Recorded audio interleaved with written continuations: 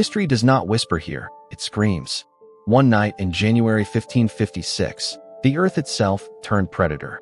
In the depths of China's Shaanxi province, beneath a sky smothered in silence, the ground tore open with a violence so complete it rewrote the map of life and death. Towns vanished. Mountains slid from their roots. Rivers shuddered, twisting into new veins like a body convulsing in pain. 830,000 souls, erased in a breath, crushed inside their own homes carved from fragile lush cliffs, buried alive as walls of earth folded inward with merciless precision. But the quake was not content with flesh. It consumed memory, identity. Entire cities swallowed whole and spat back out as rubble. Survivors staggered into a landscape they no longer recognized, where villages had turned to pits, where temples leaned like broken teeth, where the world itself seemed to whisper that it had betrayed them. The Ming court received the reports, pages inked with terror, words heavy as gravestones. Yet no record could contain the true scale of the rupture. For in a single night, the empire's heartland became a graveyard. And in that graveyard still lingers the unquiet breath of the deadliest earthquake history has ever known. January 23, 1556. In the stillness of the night, when most of Shaanxi province lay asleep, the earth convulsed with a force so absolute that it remains the deadliest seismic event ever recorded in human history. The Ming dynasty ruled China then, its empire vast and steady, yet even the strongest dynasty could not command the ground beneath its feet. In those early hours, the silence broke into chaos, the land itself transforming into a weapon. The quake struck with such ferocity that records later described it as if the heavens and earth had exchanged places, as if the natural order itself had been torn apart. The epicenter lay near Huaxian, a county in central Shaanxi, but the devastation did not stop there. The tremors radiated across an immense area, reaching as far as Shaanxi, Henan, Gansu, and Hebei. Historical records indicate destruction stretched over an expanse of more than 800 kilometers, touching an estimated 97 counties. The ground shook for mere seconds, yet in that short span, the foundations of entire towns disintegrated. Houses built of wood, brick, and stone fell in waves. But the deadliest trap of all lay in the Lus Plateau itself, the cave dwellings, yaodongs, that tens of thousands of families had carved into the soft, porous earth for centuries. When the quake struck, these homes became tombs, collapsing inward with catastrophic precision, entombing families within seconds, leaving no chance for escape. Ming-era gazetteers provide chilling accounts of the destruction.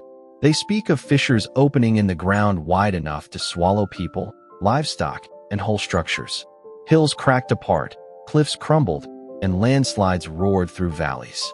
Villages that had stood for centuries disappeared in the blink of an eye. In Huaxian, where the quake struck hardest, not a single building was left standing.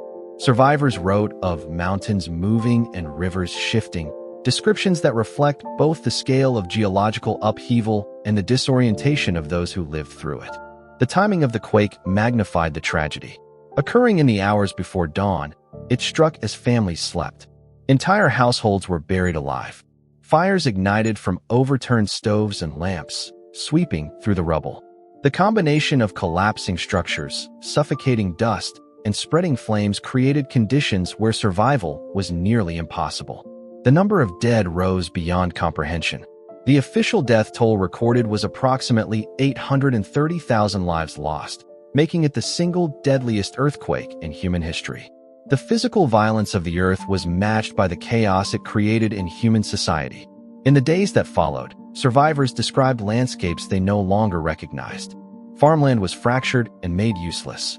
Roads that once connected villages vanished into broken terrain. Wells and springs shifted or dried, cutting off access to water. Entire communities had been wiped from the map, with only heaps of collapsed earth and charred ruins marking where life once flourished. Families were scattered, often with no one left to bury the dead. The Ming court received reports that conveyed the enormity of the catastrophe. Officials dispatched from Beijing gathered accounts from devastated counties, their records preserving details that remain vital historical testimony. They spoke of ground cracks that extended for tens of meters, of mountains collapsing in on themselves, of rivers dammed by landslides only to burst forth later in sudden floods. They noted that in counties such as Weinan, Huayin, and Tongguan, over half the population was lost in an instant. The destruction was so widespread that even distant provinces felt the shaking. The quake's aftershocks continued to rattle the region for months, prolonging the fear and complicating recovery efforts. The Loess Plateau's unique geology played a central role in the staggering death toll. Loess soil, formed by millennia of wind-blown silt, is soft, porous, and easily carved, perfect for Yaodong construction, but fatally unstable under seismic stress. These earthen homes, numbering in the hundreds of thousands, collapsed almost universally when the ground shifted. Entire neighborhoods vanished in seconds. Unlike stone or timber buildings, which might leave some survivors trapped but alive, the cave dwellings collapsed inward completely, burying inhabitants without air pockets, ensuring instant suffocation or crushing. Eyewitnesses who survived described a world transformed beyond recognition. Some recounted mountains that seemed to leap, valleys that split open, and rivers that reversed their flow. In certain places, the land sank so dramatically that entire villages were swallowed. Others noted the strange behavior of animals before the quake, dogs howling, livestock restless. Though these warnings went unheeded, their significance only recognized in retrospect. The sense of terror was amplified by the inability of Ming officials and scholars to fully explain the catastrophe. The science of seismology did not yet exist. Instead, many interpreted the quake as a cosmic punishment, a sign of disorder in the empire, a rupture not only of the earth but of the harmony between heaven and man. The quake's immediate devastation cannot be separated from its long-term consequences. With farmland ruined and infrastructure destroyed, famine spread quickly. Crops could not be planted in fields fractured by fissures and landslides. Water shortages worsened as rivers shifted courses or were blocked by debris. Survivors who had lost homes, family members, and sources of livelihood faced bitter winter conditions with little shelter. Disease followed closely, feeding on overcrowded conditions among the displaced and the scarcity of food. The loss of life was not limited to the moment of shaking. It extended into the weeks and months afterward as survivors succumbed to hunger and exposure. In the broader context of Chinese history, the Shaanxi earthquake of 1556 stands as an unmatched catastrophe. The Ming dynasty, already navigating political challenges, now had to confront a humanitarian disaster of unprecedented scale. Relief efforts were hampered by the enormity of the destruction and the limited ability to transport supplies across shattered terrain. Local officials did what they could, redistributing grain, organizing mass burials, attempting to reconstruct essential infrastructure. But the scope of the disaster was beyond the reach of any single province or administration. The earthquake altered demographic patterns in Shaanxi permanently, with some towns never rebuilt and populations shifting to safer ground. The quake also entered the cultural memory of China, preserved in chronicles, official histories, and local records. These texts, though written with the language and worldview of the 16th century, remain invaluable to historians and seismologists today. They provide not only a human record of suffering and survival, but also technical details about the earthquake's impact on terrain, structures, and settlements. Through them, the catastrophe of January 23, 1556, endures as both a human tragedy and a scientific case study, a reminder of the volatile nature of the Loess Plateau and the vulnerability of human settlement in seismic regions. What struck hardest was the finality. A single night, a single convulsion of the earth, and entire communities vanished as if they had never existed. The records describe not only the loss of life, but the obliteration of landscapes, the kind of changes that defy comprehension even centuries later.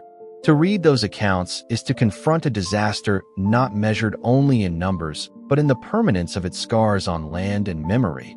A catastrophe that made the empire tremble not from rebellion or war, but from the silent, unstoppable force of the earth itself. The number alone is almost unbearable to read: 830,000. That figure, recorded by Ming officials after the 1556 Shaanxi earthquake, is not abstract. It represents men, women, and children whose lives ended in one of the swiftest, most devastating catastrophes in human history. January 23, 1556, was not just the day the ground shook.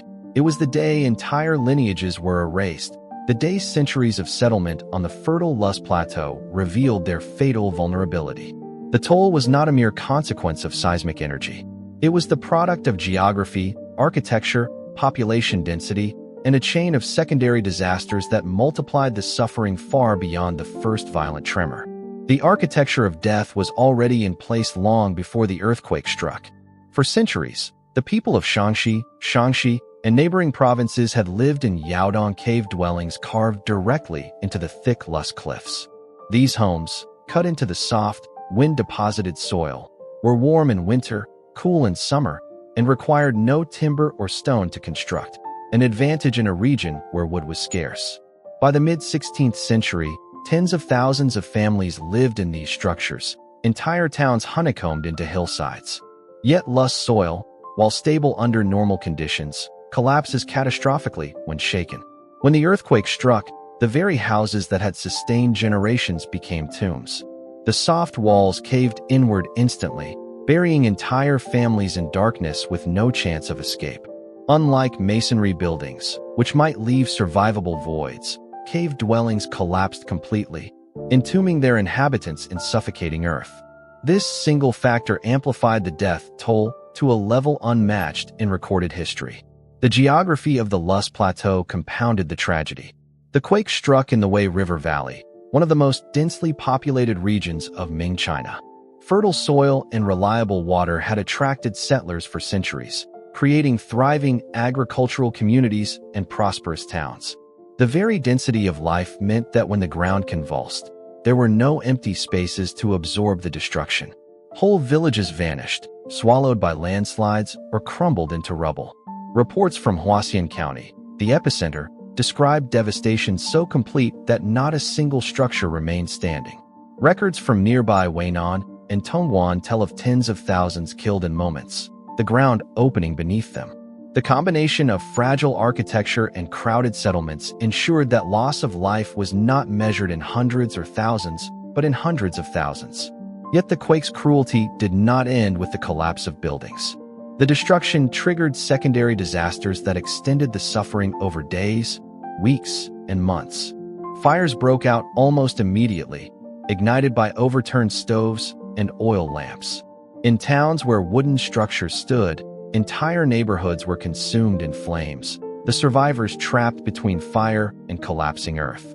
Landslides thundered down the Loess Hills, burying fields and blocking rivers. Some streams dried up overnight as their courses shifted, while others overflowed violently, flooding newly fractured plains. The combination of destroyed farmland, lost water supplies, and blocked roads created a humanitarian crisis. Food became scarce, wells unusable, and disease spread rapidly among survivors crowded into makeshift shelters. Those who had survived the shaking often succumbed later to starvation, exposure, or illness. The earthquake was not a single blow, it was a cascade of calamities. The Ming records that quantify the dead, 830,000, stand apart in world history. To understand the magnitude of this figure, it must be set against other catastrophic earthquakes. The 1755 Lisbon earthquake, followed by a tsunami and fires, killed an estimated 60,000 to 90,000 people, shaking the heart of Europe and reshaping Enlightenment thought. In 1976, the Tangshan earthquake in northern China killed around 240,000, though some estimates suggest higher figures. In 2010, Haiti's earthquake claimed over 200,000 lives in a single day. Each of these tragedies stands as a monumental human disaster, but none reached the scale of Shaanxi in 1556. The difference lies not only in seismic force, but in vulnerability. The unique combination of Loess-dwelling architecture, high rural density, and the fragile infrastructure of a pre-modern state magnified the scale of destruction beyond comparison. Ming officials documenting the earthquake wrote of fissures tearing open the earth, of mountains collapsing, of entire settlements erased from maps. Their words carry the blunt weight of administration, but also the shock of human witnesses recording something beyond comprehension. In Huashan alone, the records note, houses were all destroyed, the people were buried, none survived. In Weinan, more than half the population perished. In some counties, 2/3 of households ceased to exist in a single night. These were not remote villages alone, but thriving towns along the arteries of central China, towns that had stood for centuries as nodes of culture and economy. The sudden void they left behind is as much a part of the toll as the numbers of the dead. The magnitude of loss reverberated far beyond the quake zone. Families across the empire had relatives in Shaanxi, Gansu, or Hunan, and reports of obliteration spread grief into regions untouched by tremors. The death of so many peasants and farmers also threatened the agricultural base of the Ming state, particularly in Shaanxi, a crucial grain-producing region. The loss of labor, land, and infrastructure created ripples of famine and hardship that reached into the decades that followed. The death toll, then, is not only the 830,000 recorded immediately, but also the countless thousands who died later from hunger, displacement, and disease set in motion by the earthquake. To read the numbers is to confront not only human fragility, but also the unique brutality of this particular environment. The Loess Plateau's soil, the architectural traditions it fostered, the density of its valleys, and the secondary disasters born from its shifting terrain combined into a perfect storm of vulnerability. No other earthquake in recorded history has found such a deadly alignment of conditions. In Lisbon, Tangshan, and Haiti, the destruction was immense but confined to cities or specific fault zones.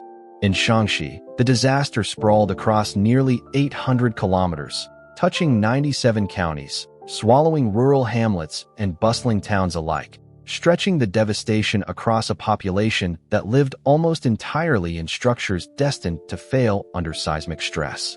The toll stands unchallenged because it was not merely the product of one violent tremor, but of centuries of human adaptation to a landscape that, on that night, turned against its inhabitants.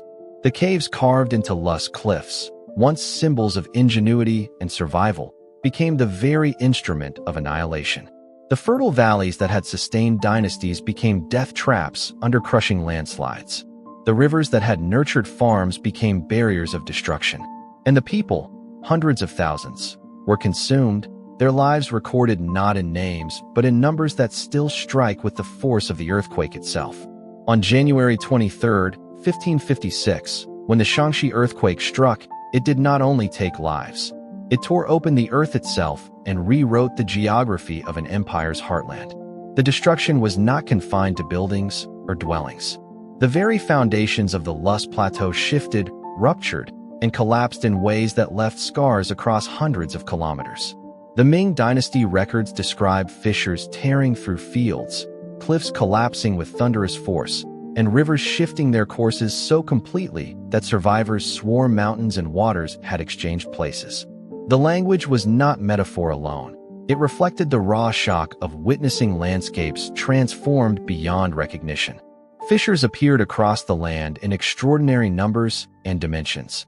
Local gazetteers noted cracks stretching for tens of meters, in some cases wide enough to swallow people, animals, and carts whole.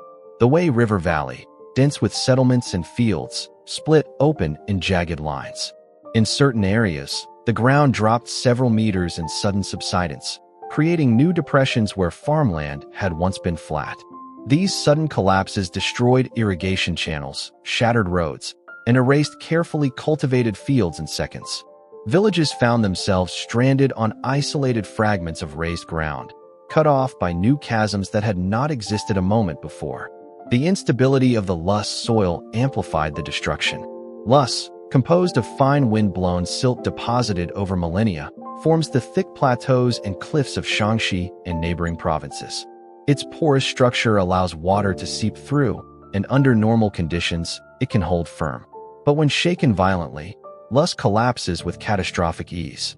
Entire hillsides disintegrated during the quake, triggering massive landslides that roared down valleys, swallowing fields, villages, and roads. The very substance that had made the land fertile, sustaining agricultural life for centuries, became the agent of death.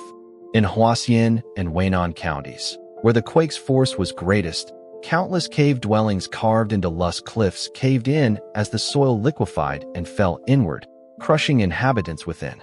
The earthquake's violence reached beyond the soil. It reshaped rivers and mountains. Reports from the Ming court's compilations tell of waterways that vanished overnight, swallowed by ground collapses, and of others that burst forth in new places as fissures opened channels for underground springs. Some rivers, their courses blocked by landslides, formed temporary lakes that inundated farmlands before breaking through their barriers in devastating floods. Farmers who had depended on stable irrigation networks faced sudden ruin as canals were destroyed, wells dried, and once reliable water sources shifted unpredictably. Mountains, too, were described as moving, a phrase that reflected both perception and reality. Slopes that had stood for centuries sheared off in enormous slides, leaving bare faces of earth where forests and terraces had once been. In the historical records, one phrase repeats with striking force: mountains moved, rivers changed their course. This was not poetic embellishment. The Loess Plateau, long shaped by the slow forces of wind and water, was violently rearranged in a matter of seconds. Valleys collapsed, plains fractured, and hills crumbled into heaps of silt and rock. Entire sections of terrain became unrecognizable, confounding survivors who could no longer find familiar landmarks. Some villages were buried so completely under landslide debris that their existence could only be inferred from the absence of people, fields, and houses. In other places, rivers cut new paths, erasing the old boundaries that had once defined farmland and settlements. The consequences of these changes endured long after the quake itself. Farmers could not simply return to their land and begin again. Fields were gone, covered in rubble or cut through with fissures. Roads that connected counties and towns were obliterated, their courses blocked by collapsed hillsides or swallowed by the shifting ground. Entire communities were forced to relocate, abandoning the land their families had cultivated for generations. The Wei River Basin, the lifeline of central Shaanxi, was reshaped in ways that permanently altered patterns of settlement and agriculture. Even centuries later, traces of the 1556 earthquake remain etched into the land. Geologists studying the region have found evidence of ancient fault ruptures and landslide deposits dating back to the Ming period. In parts of Shaanxi, locals still point to peculiar landforms, sunken depressions, tilted terraces, and irregular ridges, as scars left by the Great Quake. The disaster left more than temporary ruins. It imposed a new topography that generations after continued to live with. The earthquake's geological violence was amplified by the sheer scale of the affected region. The area of devastation stretched across nearly 800 kilometers, touching 97 counties. This was not a localized fault rupture, but a massive event that disrupted the entire fabric of central China's terrain. In some places, cliffs collapsed with such force that dust clouds obscured the sky, suffocating survivors and animals alike. In others, the ground rose unevenly, tilting entire villages and leaving structures precariously leaning or fractured. Subsidence in lowlands created marshes and sinkholes that made formerly fertile land uninhabitable. Historical testimonies convey both the bewilderment and the horror of these changes. Survivors wrote of landmarks they could no longer recognize, rivers that no longer flowed where they once had, and mountains that seemed to vanish or appear anew. To a society with no scientific framework for seismic activity, the earthquake was not just physical devastation but an existential rupture. The land itself had broken its covenant with the people who lived upon it.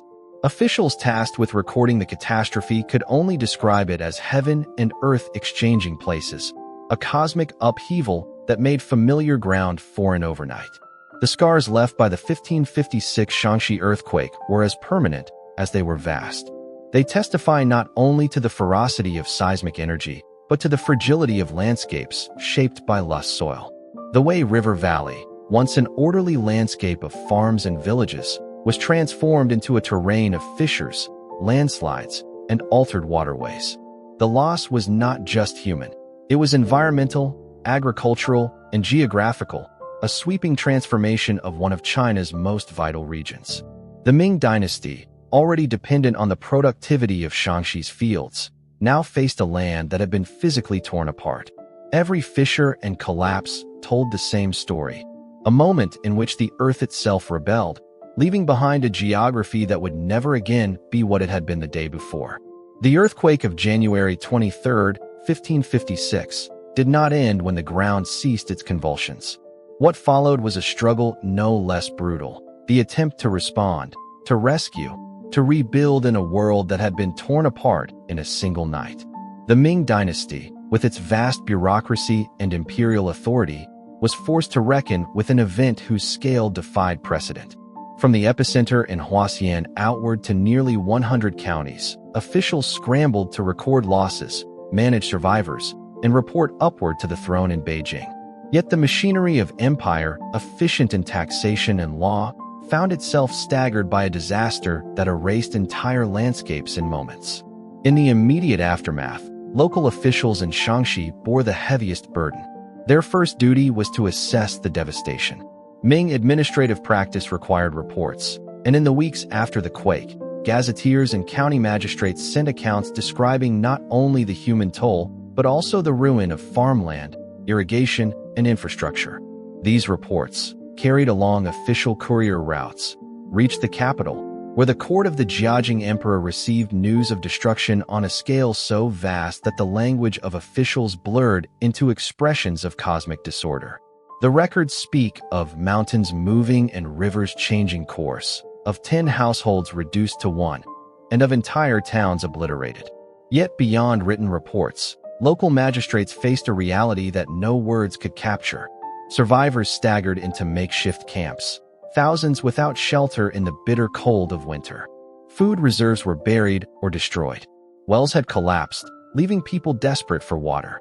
Disease followed almost immediately, spreading through displaced populations crowded into unsafe conditions. Relief was not merely a matter of charity. It was a race against starvation and epidemic. Officials attempted to organize grain distributions, opening government storehouses where possible, but supply routes were severed by collapsed terrain, and famine crept into the cracks left by the quake. The challenge of burial added another layer of urgency. With over 830,000 dead across the affected region, mass graves became a necessity. Officials recorded the impossibility of individual rites. The sheer numbers demanded quick, collective burials to prevent disease. Families that survived often could not find the bodies of their relatives, either buried too deeply in collapsed cave dwellings or swept away by landslides and floods. The cultural trauma of denied ancestral rites, central to Ming society's relationship with the dead, compounded the devastation. As relief efforts struggled against scarcity, the Ming bureaucracy sought to impose order. The central government issued directives urging local officials to rebuild, to relocate settlements away from the most unstable zones, and to restore agricultural productivity as quickly as possible. But reconstruction was not simple. In many counties, the ground itself had become unreliable, fissured, sunken, scarred by landslides. Whole towns were moved to new sites. In Huaxian, for example, parts of the settlement were relocated away from collapsed cliffs, while in Weinan and Tongguan, rebuilding required entirely new layouts to avoid unstable ground.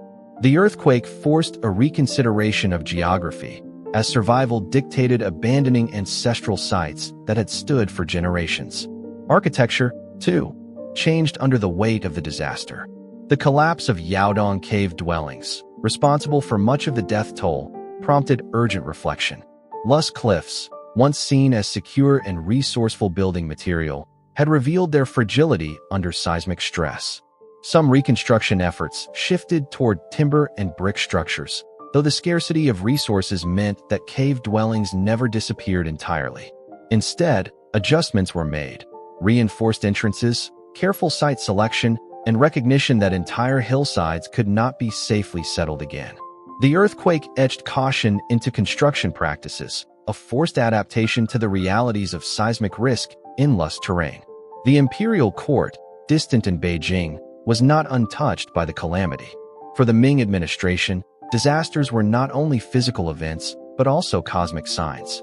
In the political philosophy of the dynasty, natural calamities could reflect the displeasure of heaven with the emperor's rule. The Jiajing Emperor, already known for his reliance on Taoist ritual and alchemical pursuits, responded by commissioning prayers, sacrifices, and rituals intended to restore cosmic balance. These acts of piety accompanied bureaucratic instructions for relief, binding spiritual interpretation with administrative response. Yet for the survivors in Shaanxi, ritual could not substitute for food, shelter, and medicine. The tension between symbolic imperial action and the practical struggles of local officials highlights the limits of Ming governance in the face of natural disaster. The scale of the response, though immense for its time, could never match the scale of the catastrophe. Relief granaries existed but were quickly exhausted. Transportation networks strained under the task of moving supplies into devastated counties, especially as landslides and collapsed terrain blocked roads and destroyed bridges. Local militias were sometimes mobilized to clear routes or escort shipments, but weeks often passed before aid reached remote villages. In the meantime, survivors relied on what they could salvage: grain dug out from collapsed storage, livestock pulled from rubble, wild plants gathered from fractured fields. Winter cold compounded every hardship. January in Shaanxi brought freezing temperatures, and with so many homes destroyed, survivors slept under makeshift coverings of cloth and straw. Fires were scarce because wood supplies were buried or lost. Disease spread through undernourished populations exposed to the elements. The earthquake's death toll did not end on January 23rd. It mounted steadily in the following months as hunger, cold, and sickness carried off those who had survived the first shock. In rebuilding, Ming officials also faced the question of administration. County seats destroyed in the quake had to be re-established. Records, archives, and tax rolls buried under rubble were sometimes lost, complicating the bureaucracy's ability to collect revenue and enforce order. Entire counties had to be reorganized, their boundaries adjusted to reflect shifts in population and settlement. The earthquake was not only a humanitarian disaster, but also a bureaucratic one, forcing the Ming state to reassemble its governance over a fractured land. Local chronicles preserve accounts of the resilience of survivors. Villages banded together to rebuild collapsed irrigation ditches, to replant where fields remained usable, to care for orphans and widows. Officials, stretched beyond their resources, sometimes relied on these communal efforts, recording them as acts of local virtue in their reports to higher authorities. Yet the scale of devastation meant that many communities simply ceased to exist. The names of lost villages vanish from later gazetteers, a silent testimony to places erased by the earthquake and never rebuilt. The Ming dynasty's response to the 1556 Shaanxi earthquake reveals both the capacities and the limits of a pre-modern state in confronting natural disaster. Reports flowed to Beijing with bureaucratic precision, but the speed of relief was constrained by distance and terrain. Local officials worked with determination but were overwhelmed by the magnitude of need. Reconstruction reshaped settlement patterns and influenced architectural practices, yet famine and disease carried on their work long after the initial shock. The earthquake forced a recalibration of life on the Lus Plateau, a reckoning written not only in numbers and ruins, but in the shifting of entire towns, the rethinking of architecture, and the enduring scars left on land and people alike. When the earth convulsed on January 23, 1556, tearing through Shaanxi with unimaginable violence, the survivors sought not only to rebuild their homes, but also to explain the unexplainable. In the Ming dynasty, earthquakes were not understood as geological phenomena, but as messages, signs that heaven had turned its gaze upon the empire with disapproval. The ground was not simply shifting, it was speaking. Every tremor carried political, spiritual, and moral weight, and the devastation of that night forced an entire society to interpret the meaning behind the most destructive seismic event ever recorded. In Ming thought, natural disasters were inseparable from the cosmic order. The doctrine of the mandate of heaven held that the emperor ruled as heaven's chosen son, his virtue directly linked to the stability of the natural world. A flood, drought, or earthquake could be read as a judgment, a warning that the moral fabric of the dynasty had been frayed. For many in 1556, the earthquake was not only a tragedy, but also a verdict. The Jiajing emperor, who reigned from 1521 to 1567, was notorious for his obsession with Taoist alchemy, rituals, and his withdrawal from day-to-day governance.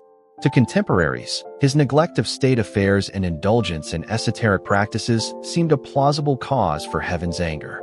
In chronicles written after the quake, the disaster was sometimes framed as punishment for imperial failings, a cosmic sign of disorder at the heart of the state. Yet while moral and political interpretations dominated official discourse, ordinary people also made sense of the earthquake in ways that blended belief with raw observation. Eyewitnesses noted the direction of the shaking, the length of time it lasted, and the aftershocks that continued to rattle the land. Some records describe the ground moving from east to west. Others note waves rolling through the soil like water, tossing structures aside.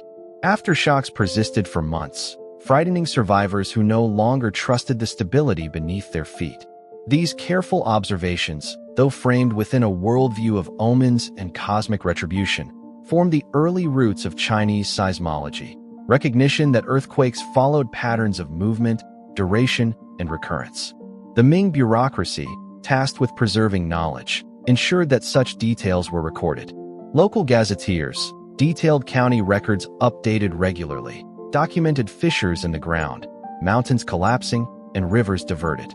Officials noted the destruction of Yaodong cave dwellings, the deaths of tens of thousands in single counties, and the loss of infrastructure. Alongside these physical details, they also preserved the cultural response, how people turned to temples, offered sacrifices, and prayed for stability. These texts became more than administrative reports. They became repositories of cultural memory, carrying forward both the facts and the fears of the disaster. Religion and ritual became central to recovery. Taoist priests, Buddhist monks, and Confucian scholars alike were called upon to perform rites of appeasement. Prayers were offered to heaven, to the earth, and to local deities believed to guard villages and rivers. Temples that survived the shaking became centers of refuge, where survivors sought not only shelter, but also meaning. The Jiajing Emperor himself ordered sacrifices to heaven, hoping to restore cosmic harmony. Yet for the common people, ritual was not distant ceremony but daily necessity. Burning incense, chanting sutras, and making offerings to ancestors buried without rites in the chaos of mass graves. These acts stitched meaning into loss, binding human suffering to a framework of belief that offered some measure of order in the face of incomprehensible destruction. Poems and chronicles immortalized the catastrophe, embedding it in the cultural fabric of China. Writers described the terror of the night, the collapse of entire towns, and the way the land itself seemed to betray its inhabitants. Some wrote of families entombed in their homes, others of rivers flowing backward, mountains shattering, and fields vanishing under landslides. These accounts, often stark and unembellished, carried a weight that transcended personal grief. They transformed the earthquake into collective memory, a shared trauma carried forward through words. Local histories compiled in the decades that followed always included the earthquake, preserving it as a defining moment that shaped identity, place, and heritage. Folklore, too, absorbed the earthquake into its narratives. Stories circulated of divine beings angered by human actions, of dragons shifting beneath the earth, of spirits unsettled in their graves. These tales coexisted with official interpretations, reflecting the ways ordinary people wove their lived experiences into a larger web of cosmic significance. In some villages, the quake was remembered in annual rituals, a warning encoded into collective practice. Oral traditions passed from one generation to the next ensured that even as landscapes healed, the memory of the rupture remained alive in cultural consciousness. The earthquake also sharpened the contrast between superstition and emerging rational observation. While many explained the quake as heaven's judgment, some survivors carefully noted natural phenomena. Reports mention the strange behavior of animals before the tremors, dogs howling, livestock restless, birds agitated. Others recorded the sounds that preceded the shaking, a low rumble that grew until the ground itself broke apart. These details, though not yet understood scientifically, represented a keen awareness of environmental signals, a recognition that earthquakes had patterns that could be remembered, perhaps even anticipated. The act of writing them down was itself an act of preservation, a bridge between superstition and the beginnings of seismological reasoning. The cultural memory of the 1556 earthquake was not confined to prose and ritual. It shaped identity across generations. In regions hardest hit, gazetteers updated in later centuries continued to reference the event, describing it as a marker of time, an event so colossal that other disasters were measured against it. The phrase, "the Great Earthquake of Jiajing's 34th year," became a historical anchor, instantly recognizable. Families who traced their lineage through Shaanxi carried oral accounts of ancestors lost in the quake, embedding personal memory within broader history. This duality, earthquake as both natural event and cosmic omen, defined Ming society's response. The people recorded physical details with astonishing precision, yet framed them within a worldview that demanded moral meaning.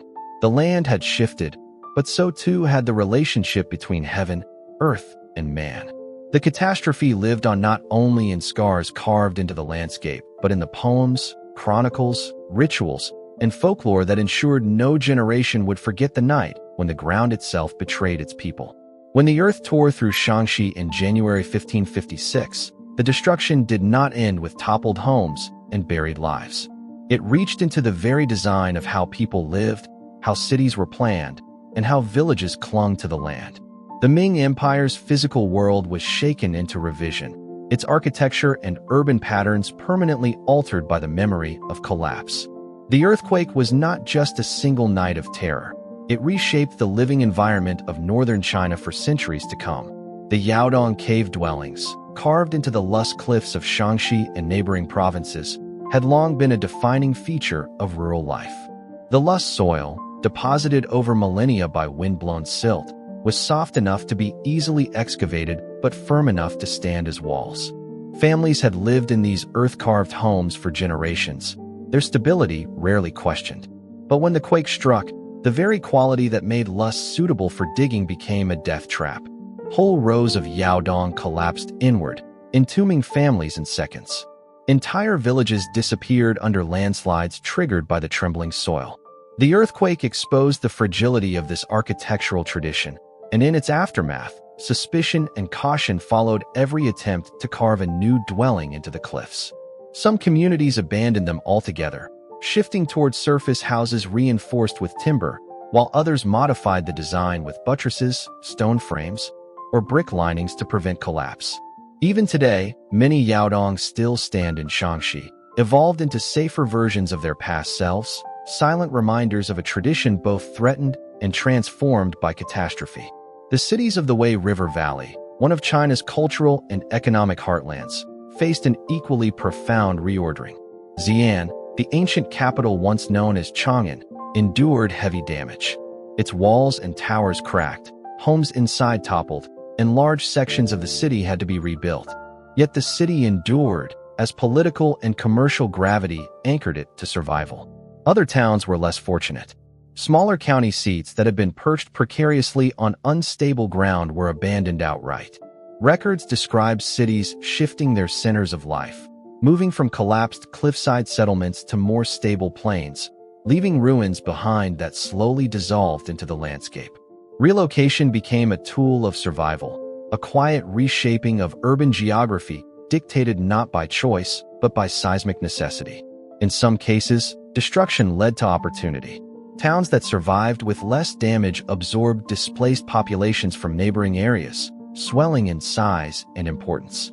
Villages located on stable river terraces or bedrock outcrops suddenly gained new weight in local economies. Trade routes adapted, shifting towards settlements that could sustain life in a landscape where safety was redefined.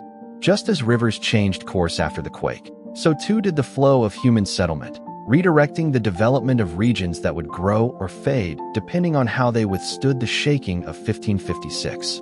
Architecture itself was forced into reconsideration. The Ming court, though limited by resources and the scale of destruction, issued guidance on reconstruction. Stone and timber structures were encouraged in urban centers, particularly for administrative buildings and temples whose collapse had crippled relief efforts during the disaster. Local magistrates, aware that the stability of their communities was now linked to the memory of catastrophe, began to adopt stricter building oversight. Markets, schools, and official compounds were rebuilt with attention to ground stability, moving them away from fault-scarred cliffs or slopes prone to landslides. Urban planning in Shaanxi and neighboring provinces thus carried an imprint of seismic memory, a layer of caution etched into the blueprints of towns. For governance, the earthquake became a harsh tutor. The Ming state, stretched by its vast size and complex bureaucracy, had long been reactive to disasters rather than proactive. Floods and famines were met with relief granaries and tax remissions, but earthquake preparedness had never been considered on a large scale. The 1556 quake forced new awareness. Local officials, writing to the capital in Beijing, pressed for policies that took seismic risk into account. Rebuilding projects included not only physical structures, but the repositioning of entire towns onto more stable ground. In some places, families were ordered to abandon cliffside dwellings entirely, though enforcement was uneven and tradition often prevailed over state decree. The quake also highlighted the limitations of state capacity. With 830,000 lives lost across multiple provinces, the Ming court could not manage every relocation or reconstruction. Responsibility fell heavily on county magistrates, gentry families, and local communities themselves. Yet within this decentralized effort lay the seeds of a lesson.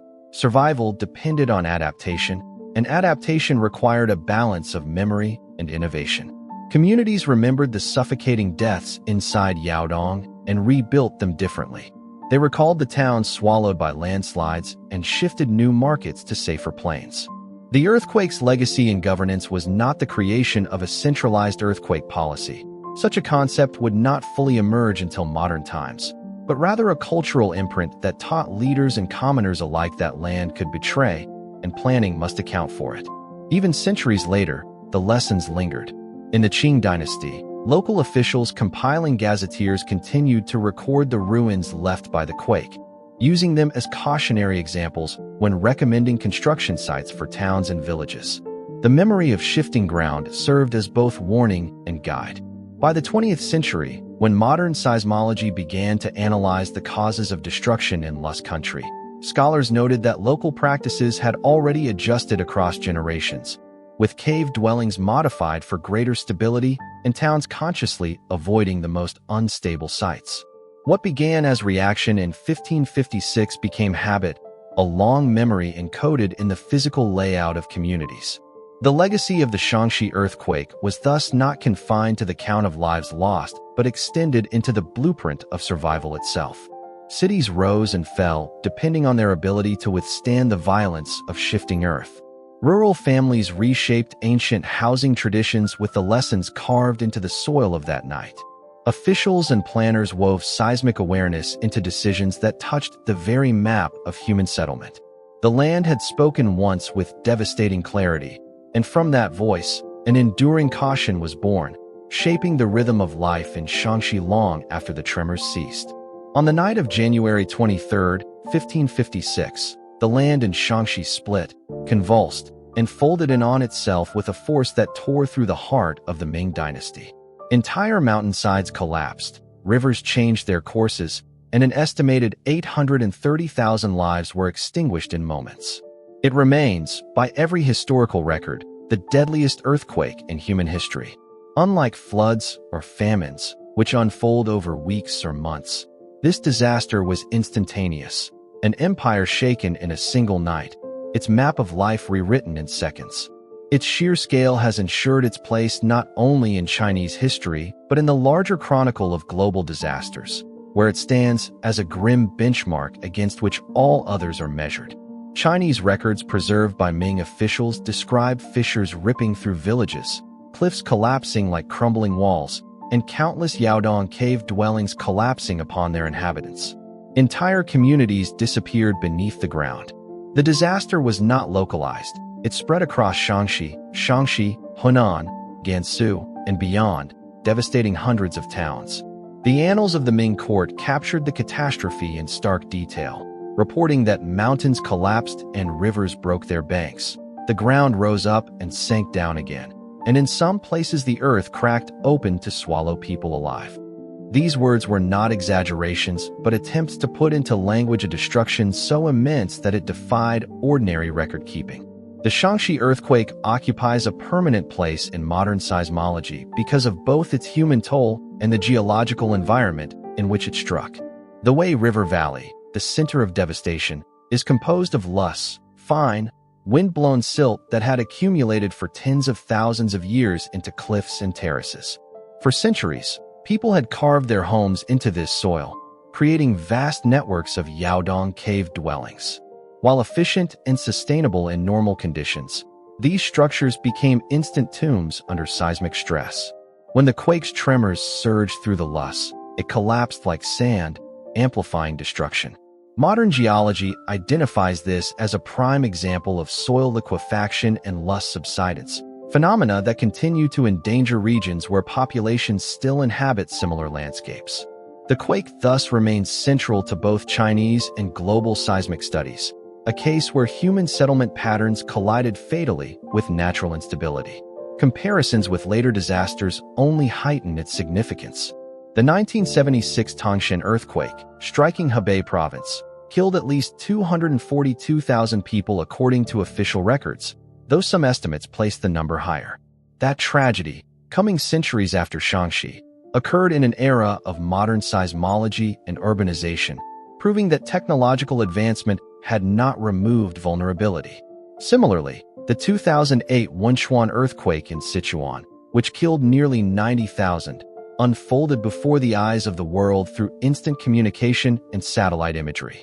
Buildings collapsed, roads split, and whole towns were cut off, echoing descriptions written 4 centuries earlier during the Ming.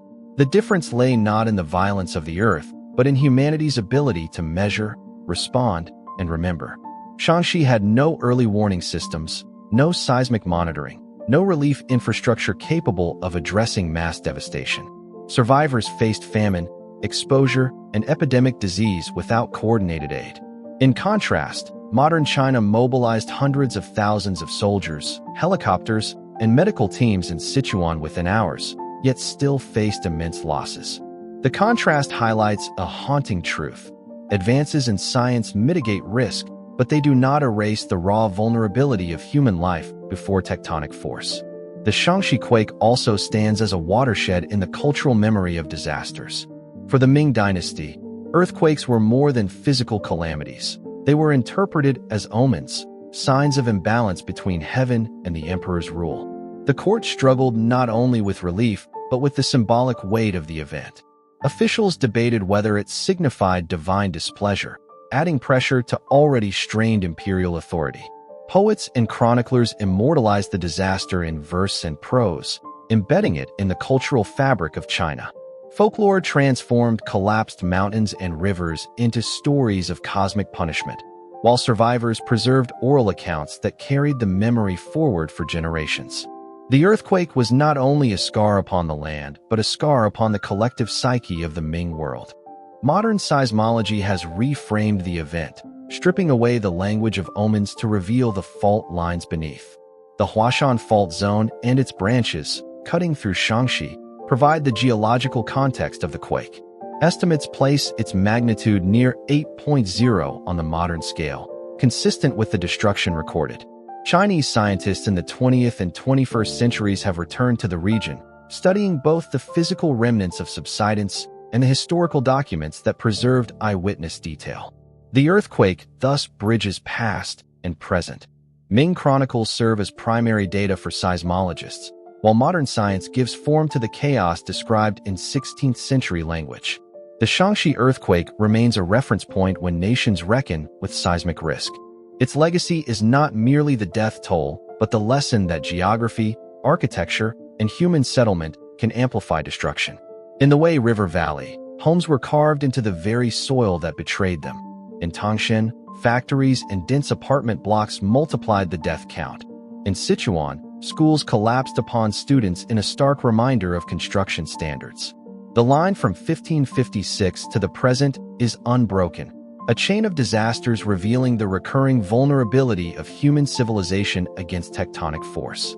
To remember the Shaanxi earthquake is to confront the scale at which nature can reset human life. In a single night, Centuries of settlement patterns were erased, villages vanished, and the Ming state itself was forced to adapt. It stands not as a forgotten tragedy buried in records, but as an enduring warning. Every account, every fissure still visible in the land, every modification in Yaodong design, every shift in settlement patterns speaks to the lasting shadow of that night. The past, in this case, is not remote. It presses against the present, reminding that beneath the order of human civilization lies a restless earth, capable of reshaping it all without warning.